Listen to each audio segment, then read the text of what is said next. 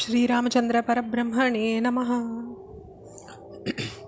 நம்ம போன ஆடியோவில் சக்கரன் அப்படின்றவருடைய சந்ததியை பற்றி பார்த்தோம்.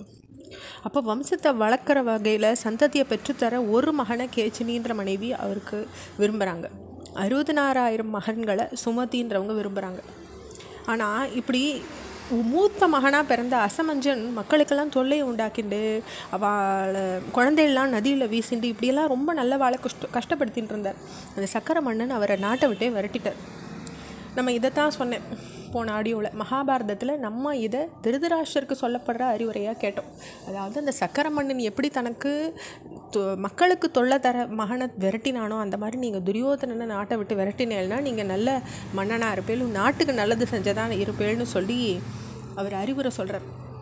துரியோதனனுக்கு பற்றி திருதராஷ்டிர மகாராஜாவுக்கு அந்த மகனை பற்றி தான் இப்போ நம்ம பார்க்குறோம். அப்போ அந்த அசமஞ்சன் ரொம்ப தொல்லைப்படுத்துகிறார். சக்கர மன்னன் அவரை நாட்டை விட்டு விரட்டிடுறார். ஆனால் அந்த அசமஞ்சன்ற மகனுக்கு பிறந்த அம்சுமான்ற பெயர் உள்ள, அதாவது சக்கரனுடைய பேரன் ரொம்ப வீரம் படைச்சவராகவும் எல்லா நற்குணங்கள் நிரம்பினவராகவும் இருக்கார்.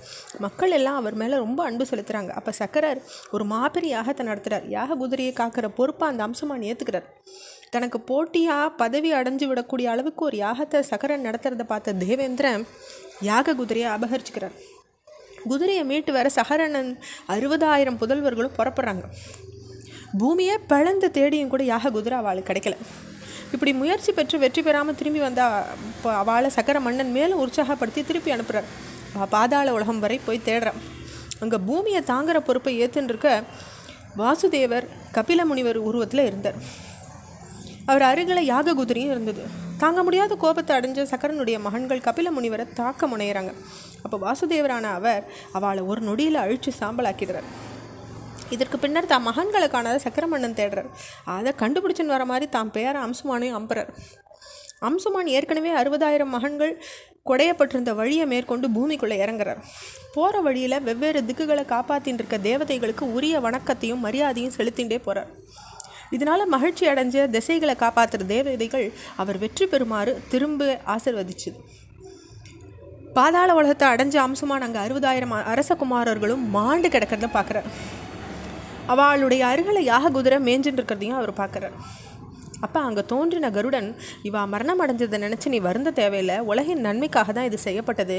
கபிலரால் எரிக்கப்பட்டு மாண்டு போன இவாளுக்கு தர்ப்பணம் செய்ய கங்கை நீர் தான் உகந்தது. சாம்பல் குவியல் ஆயிட்ட இவாளை கங்கை நீர் கொண்டு நீ நினச்சேன்னாக்கா அவள் சொர்க்கலோகத்தை அடைவாள். அதனால் எப்படியாவது தேவலோகத்தில் இருக்க கங்கை பூமிக்கு கொண்டு வரப்படட்டும். இந்த முயற்சியை செஞ்சே தீர்றதுன்னு மன உறுதியோடு இப்போ யாக குதிரையை நீ பிடிச்சுட்டு போகணும் கருட பகவான் சொல்கிறார்.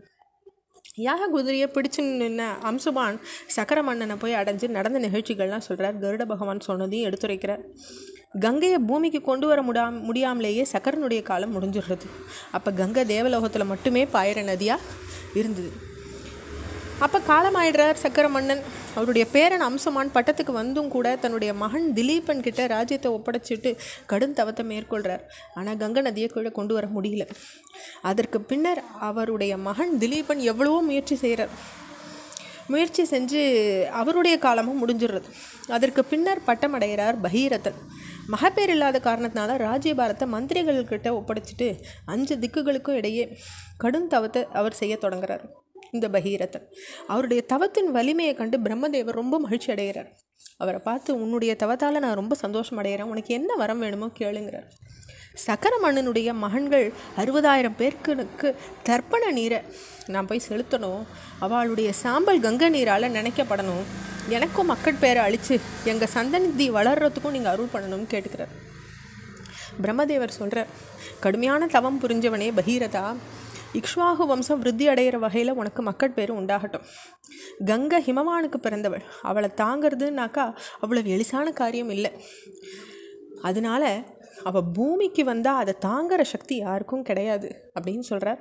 அவருடைய வார்த்தைகள் தொடர்ச்சியை நம்ம அடுத்த பகுதியில் பார்ப்போம். ஸ்ரீராமச்சந்திர பரபிரம்மணே நமஹ.